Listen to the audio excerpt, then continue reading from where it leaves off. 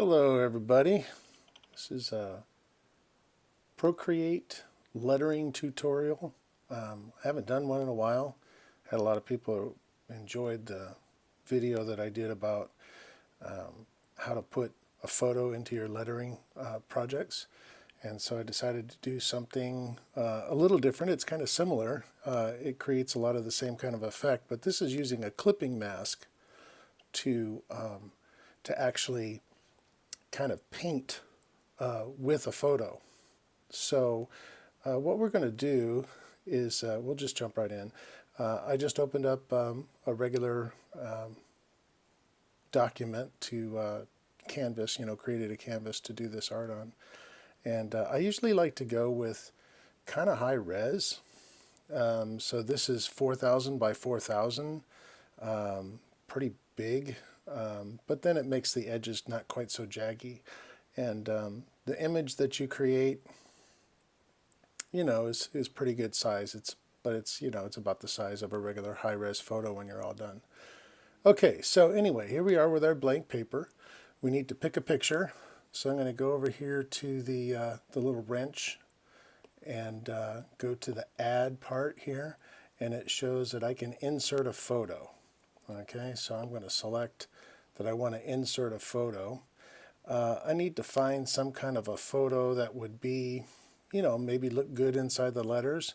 And so what I've done is in my albums, I created an album called Backgrounds. And in the backgrounds, I've got lots of different things that I can choose from. I use these for, different projects and stuff. And I keep adding to this all the time when I come up with something that's interesting. So I think maybe what we'll do is for this tutorial, I am going to pick this photo that I did here. This is just down in Oceanside, and it's using the Hipstamatic camera app to put all the crazy colors in it and stuff, and I kind of like it, so we're just going to make that our background thing. I'm going to stretch this out so it goes all the way to the edge of the image. That'll do. Shrink it down just a little bit. Oh, I need to make it a little taller on top. So instead of being uniform, I'm going to freeform it. I'm just going to stretch it, make it fit, get all the white off the edges. Just like that. Okay. Then I'm going to go into the layers, and I'm going to add a new layer underneath. Now the layer underneath this photo is actually what I'm going to do the lettering on. So add a layer, got to move it down here underneath the photo layer. Can you all see that? So under the photo layer, and then on that photo layer, I'm going to tap it, and I'm going to set clipping mask. Now it disappears, but it's not actually gone, because what happens is when you write on the layer below it, it reveals whatever the photo was through the mask. Okay, so I'm going to go back over here to this layer. I need to pick a pen to write with. I've got a file here that I put a lot of my favorite pens in, and I'm just going to pick one. Let's see. Yeah, I think I like this folded soft middle. That's what I'm going to work with. Okay. Now at this point, I can just take that pen right there and just start drawing, and then the photo that's actually above it will start to show through with the strokes. Looks like this.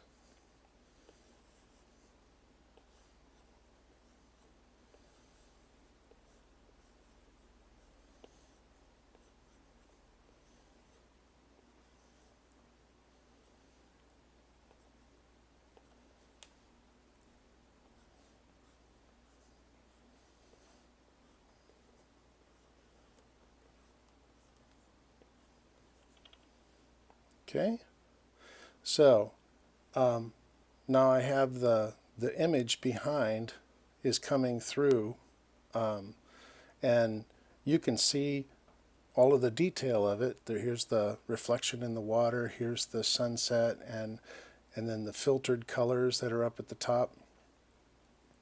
I have the opportunity to do a lot of manipulating with this, which is actually kind of a cool thing. You can do it live, seeing the actual colors. This works differently than when we were placing the photo inside the lettering. So it goes like this. So I'm going to go over here to my layers again, and I'm going to select this layer that I have the writing on. I can hit this button over here to select the whole thing, and now I have the ability to shrink it from side to side or up and down. And I don't know if you can tell by looking at this, but as I do this, you're seeing different parts of the background, but the background is not moving. Okay, so I'm going to put my image right in the center of the canvas, and then I've decided that maybe I don't like this light part right in here placed where it is. Maybe if it was a little higher in the image would be better. So then I can go over here to the layer that has the photo on it and do the same thing. I can select that photo, and now I'm moving the photo behind the letters. See that? Okay, I kind of like the way that the letters go through the middle of clipping, the word clipping, and I kind of like how there's a little bit of this pier, the lights on the pier in the distance are kind of showing through. So I'm going to set this up in such a way that I have the horizon and the sunset and the lights on the pier and the detail in the water down here. And I'm going to call it good. I say I like the way that works.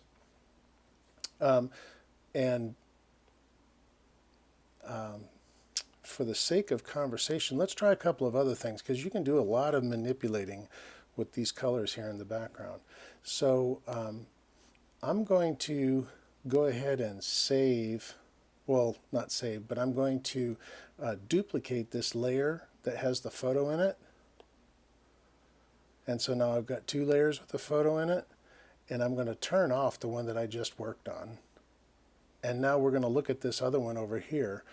And because maybe the project that I'm doing, I don't really want to see the details of the photo, but I like the general colors in the palette of the photo.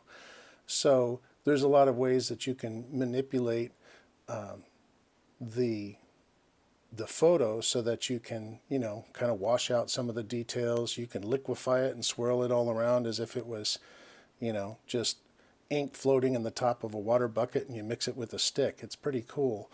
But let's try just blurring it out so that the details kind of go away. I'm going to go over here to this button. I'm sorry, I don't know what the name of this is, but it's like the little magic wand with the stars. I'm going to touch on that. That allows me to adjust different things. Okay, so we're going to call it the adjustment button. Sorry, Procreate. Go down here to Gaussian blur, one of my favorite things. I'm going to blur the whole layer. And as you drag your pen across the screen, it adds more blur to that photo image. So look just inside these letters here. Coming across, it's blurring. You see that? I can bring it all the way out here, and it blurs to the point that it's just colors. There's no details in there at all. Or I can move it back. But whatever you choose, you can't really go back and fix it once you close this part of the app. So for the sake of conversation, I'm going to say that I like this, and then I'm going to get out of that button. And now my background photo is just kind of turned into this cool blur. All right. And then if you've messed with any of the photo stuff before, you can do other things. You can swirl it. You can, well, let's just do it. So here we go. Here's our blur. And then I'm going to go over here again to the adjustments. And I'm going to go to a thing called liquify. Where did it go? It's down here. Liquify. I like the button that says push. This is kind of literally as if this was floating in the top of a little water tub, and my Apple Pencil is like a stick going through the water. And as I move with it, you see this? It just kind of mixes the colors all around and does weird things with it. And so you can actually kind of start to create some neat things. Bring up a little highlight there on the bottom. Bring in some more darkness on the top. And that actually turned out pretty cool. I might keep that. Okay. So now I've messed around with that. Let's say that I decide that I hate it. Well, you just hit the reset button. It goes right back to where it was before, and then you can do it again.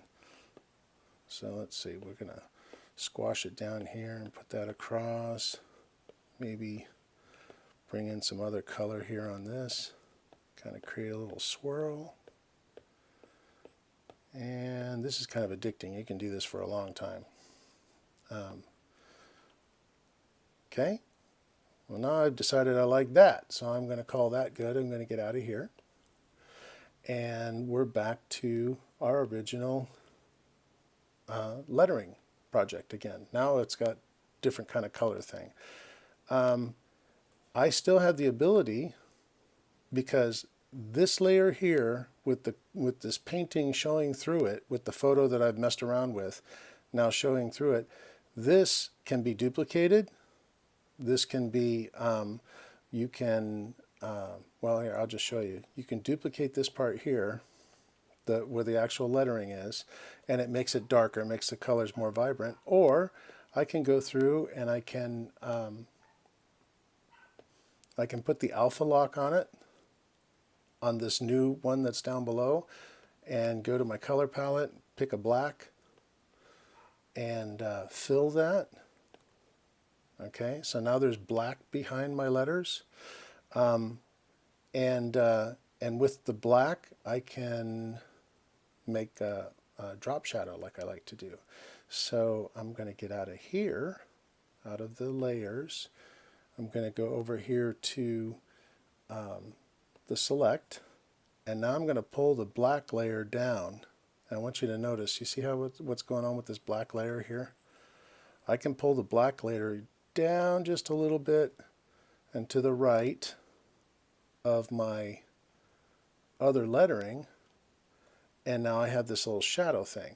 Well, it's kind of edgy, kind of strong here. Let me I'll get out of this so that you can see. If I zoom way in on it, it's not really the effect I'm going for. It's kind of well, it just looks like two versions of the drawing stacked on top of each other. It doesn't really actually look like a shadow. But we can make it look more like a shadow if I blur the black. So go back over here to the layers, and the thing that you need to know about the, when you have the alpha lock on, is that when you try to blur an image that has the alpha lock on, it won't blur. It just stays the same. So you have to take that off first.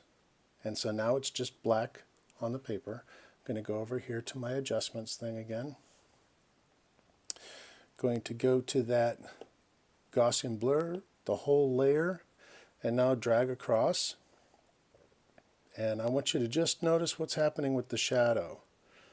See how the shadow gets like really gray, and then it gets dark, and then all the way back to where we started. And so I'm going to pick a point where I like it, right about there. Lets my letters look like they're kind of sitting up above the page just a little bit. Can you see that effect? The shadow here. And looks pretty good. Going to come back out again. And got a problem with this part down here. this is just really dark. This part of it just kind of lost some of the vibrance because of the black that's behind. So what I'm going to do is I'm going to create another layer here and behind. Actually, there's one that's already here, but I'm going to create a new layer here, duplicate this one, and alpha lock it again. But this time I'm going to make it white. And the white layer will most likely bring back more of the detail in the coloring here, because it doesn't have the black that's kind of muddying things up. So it'll be like this original lettering is back onto the plain white background with no black shadow. Okay, so we're going to turn that white. Picked a white color here, and we want to fill that layer with the white. Now, I don't know if you noticed that, but look here how the detail came back in these letters. So I'm going to turn it off so you can see it black, and then there it is with the white layer. There it is, black and white. Okay, we like that white. It just kind of helps everything sort of be a little bit more vibrant. All right, so now options that are available. You can go crazy with all kinds of stuff. You can have a different photo putting the color into the letters on all the different things that you're doing. You can still change the backgrounds. You could put another photo in the background. You could put the original photo back in the background. You want to see what that looks like? This is kind of interesting too. We'll take this one here, this top one that, remember, I duplicated the photo, the original photo when I placed it. So I'm going to take this photo here, I'm going to go up here and turn the clipping mask off. So now it's just a photo. And I'm going to put the photo down here in the background of my letters and turn it on. And there we are. Look at that. That's kind of cool. And I don't know if I like it, so I'm going to turn it off again. So cool, because nothing ever really goes away. No matter how bad you mess up, you can always use your back button here and go back to where you were before. It's really hard to do when you actually have, all kinds of messy paints and brushes and everything like that on a real canvas. When you mess up, sometimes you're just done. You've got to start over. But with this one here, you can always go back, which is pretty cool. Makes learning really quick and fast. So anyway, let me review, finish this thing up. We're using the clipping mask to put a color into the lettering that you write. And what you start with is a photo. On the photo, you click the clipping mask button, and it won't, actually this won't be here unless there's a layer underneath. So I should go back and say, start with the photo, put a new layer under the photo, and then go back up to the photo again, hit the clipping mask, and then it becomes, it disappears. But when you start to write, then it will come back again wherever you're writing. Then, once it's in place, you can manipulate the photo however you want, you can manipulate the lettering however you want, and you have a lot of control to do a lot of really fun things. All right, one last thing. Now that I'm looking at this here, I'm just not happy with how dark the shadow is compared to these other letters. So I'm just going to go over here, kind of a quickie. I'm going to lower the opacity of my shadow so that my shadow becomes lighter, and it allows kind of the subtlety of the lettering to be accentuated just a bit more. And so there we are, clipping mask. Hope you had a good time with that.